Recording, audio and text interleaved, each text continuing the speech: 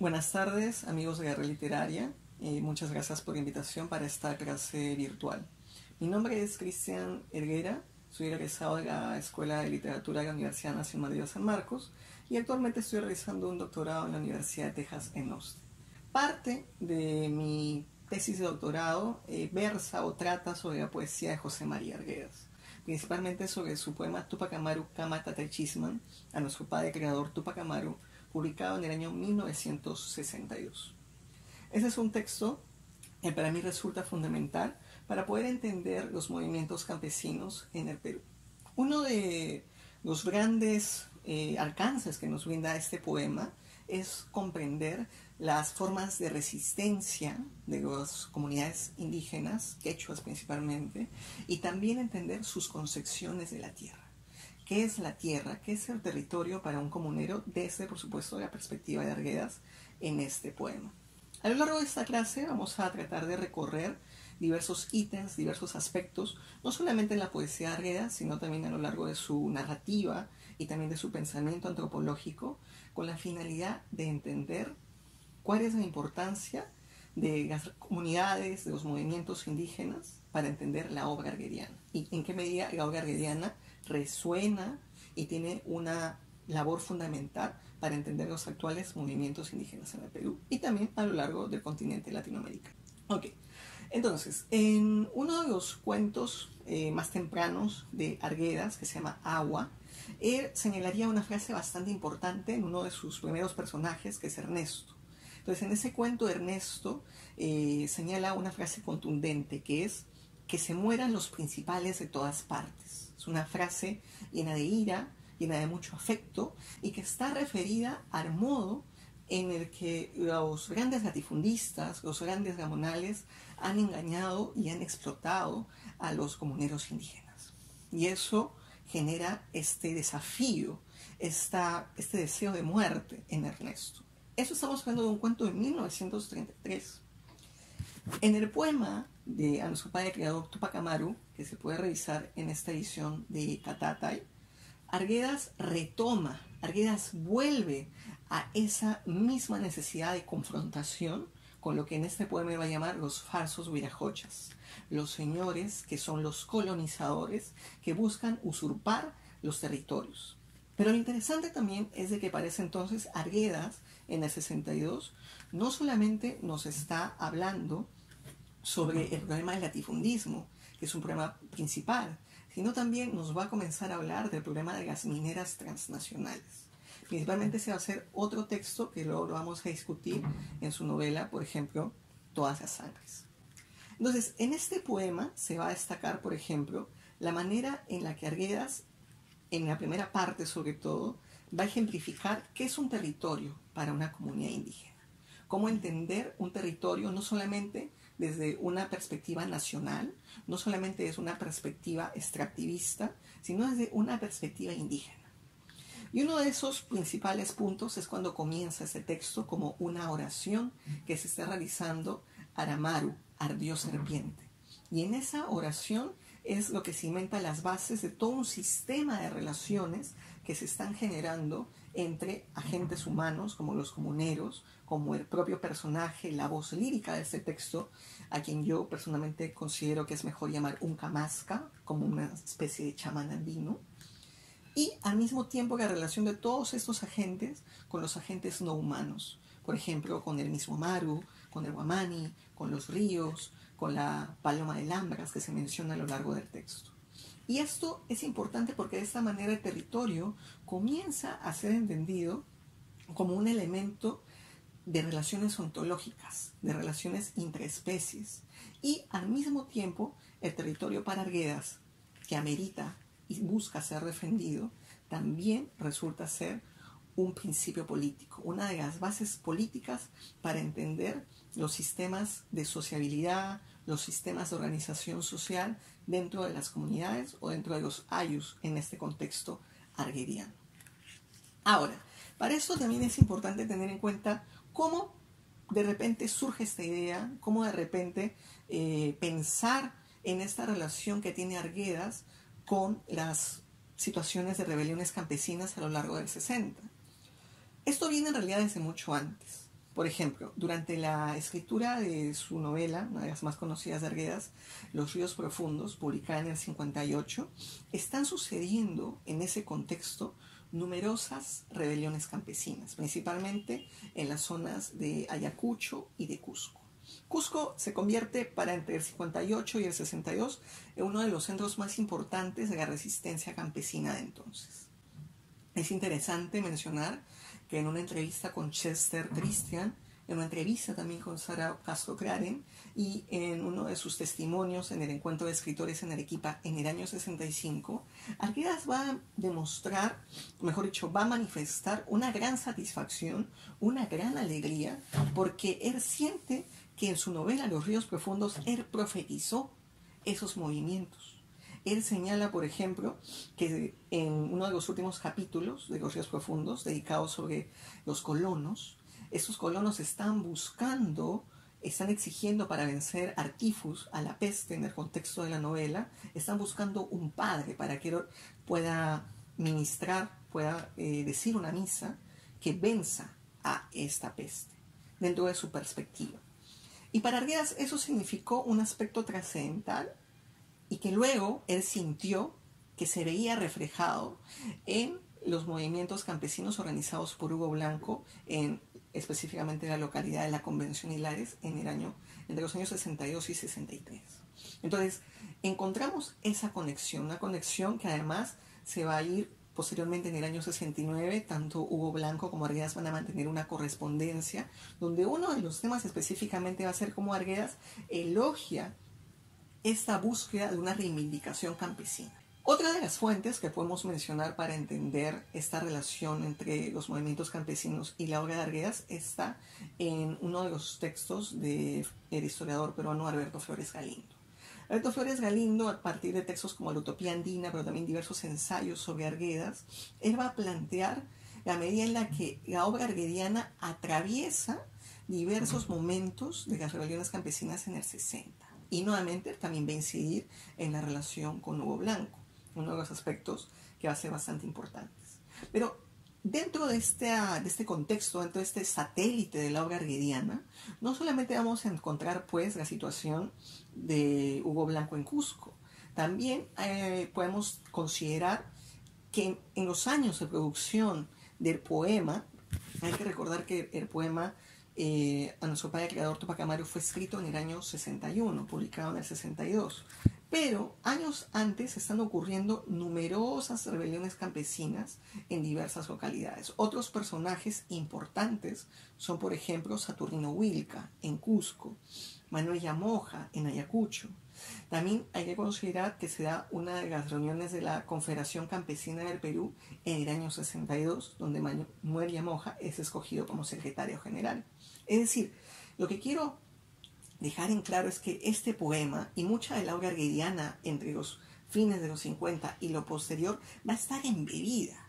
No podemos ignorar, como ha dicho por ejemplo García Liendo, que la obra de Arguedas estaba siempre nutriéndose de la cultura andina, por supuesto, en los coliseos, con el folclore, pero también se estaba nutriendo a un nivel político. Cabe señalar que en uno de los versos de este poema, de a nuestro padre creador Túpac Amaru, Arguedas va a señalar una referencia a una masacre en Cerro de Pasco.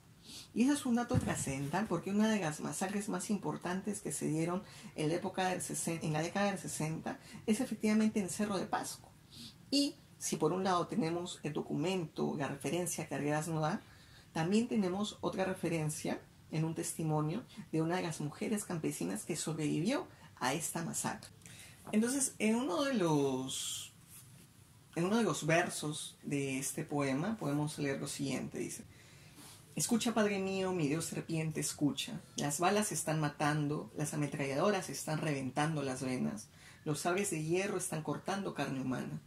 Los caballos con sus herrajes, con sus locos y pesados cascos, mi cabeza, mi estómago están reventando. Aquí y en todas partes, sobre el lomo helado de las colinas de Cerro de Pasco. Desde Cerro de Pasco se convierte en una de las referencias que Arguedas señala, con pelos y señales se podría decir, porque no hay otra referencia a otro lugar específico donde se está realizando una masacre. es interesante detenernos aquí, pues, en todas las referencias bélicas, ametralladoras, sables de hierros, caballos, para entender un poco más de esa masacre, la masacre en Rancas, que se realiza en los primeros años de 60. Se puede, por ejemplo, revisar uno de los textos de Wilfredo Caxoli, que se titula Los movimientos campesinos en el Perú.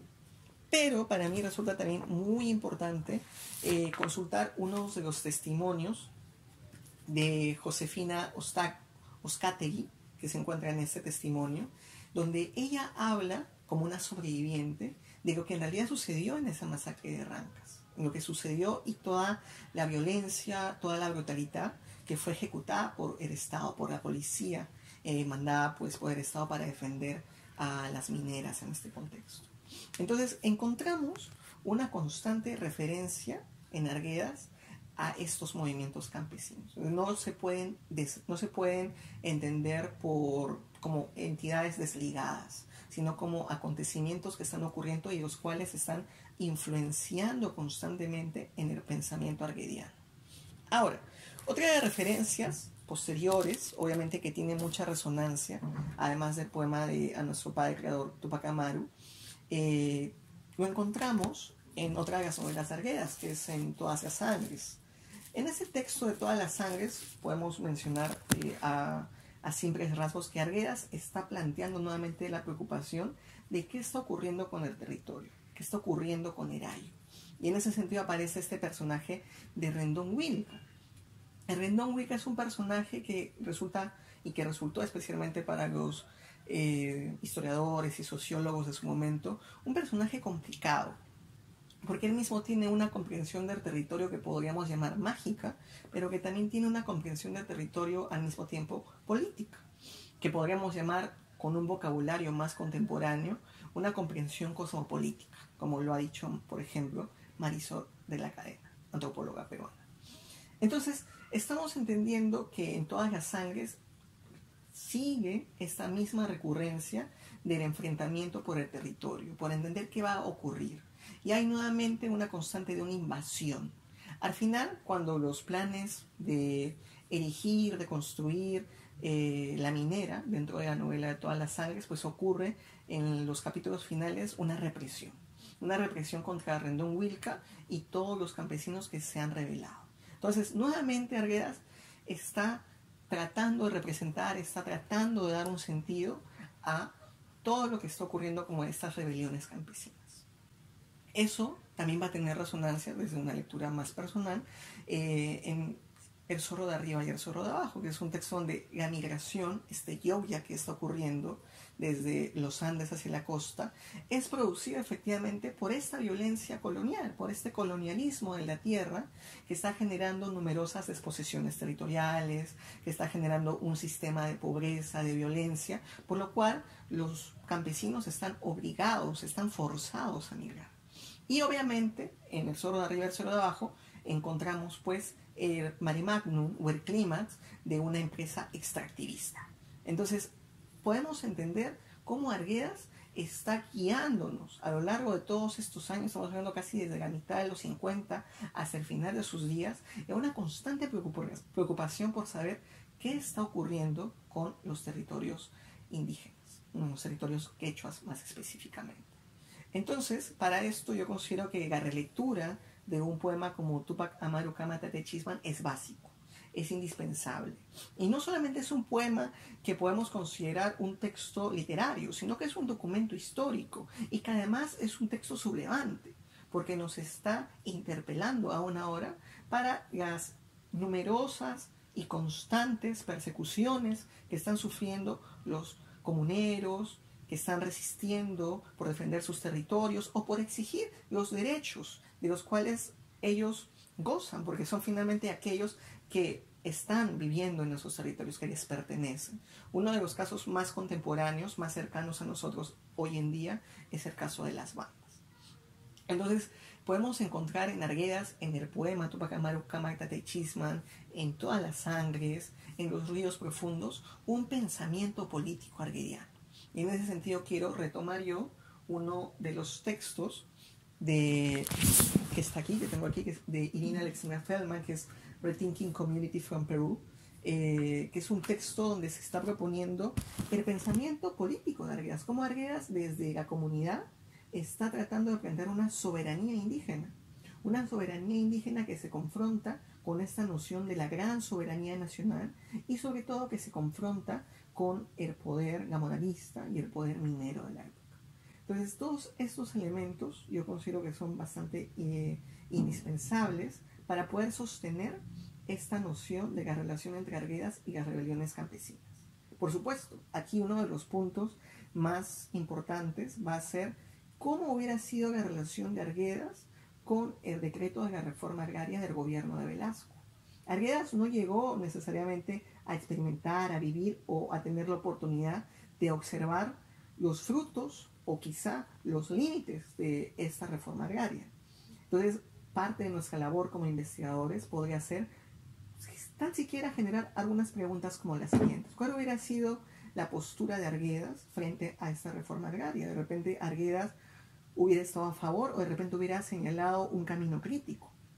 Lo más probable, considero yo, es que considerando las políticas, por ejemplo, de Cínamos u otros, la intervención de otros elementos gubernamentales en territorios y en comunidades indígenas, posiblemente Arguedas hubiera planteado una postura crítica. Entonces, eso es una pendiente que tenemos nosotros. Y también, al mismo tiempo, otro de los pendientes es también entender cómo Arguedas puede hablarnos ahora en un contexto tan álgido como en el que estamos, para poder entender sistemas de gobernabilidad indígena, sistemas de quizá posible autodesarrollo.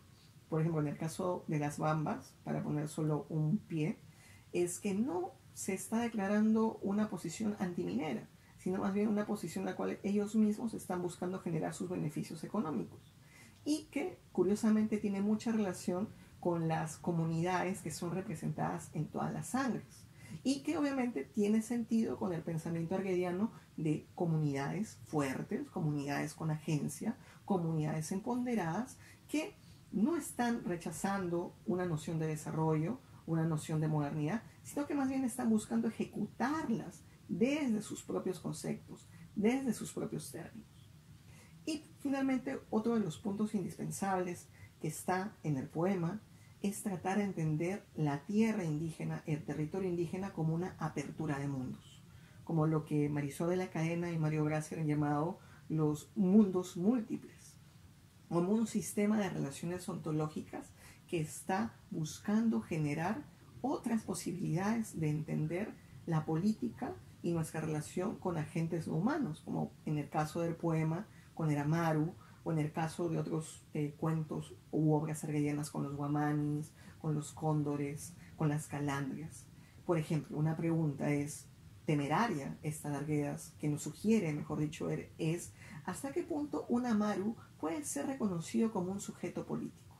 ¿Hasta qué punto el territorio no solamente es una porción geográfica, un suelo con ricos recursos naturales, sino también una relación de agentes autónomos que tienen sus propios derechos, sus propios poderes y que no solamente se limita a una esfera humana?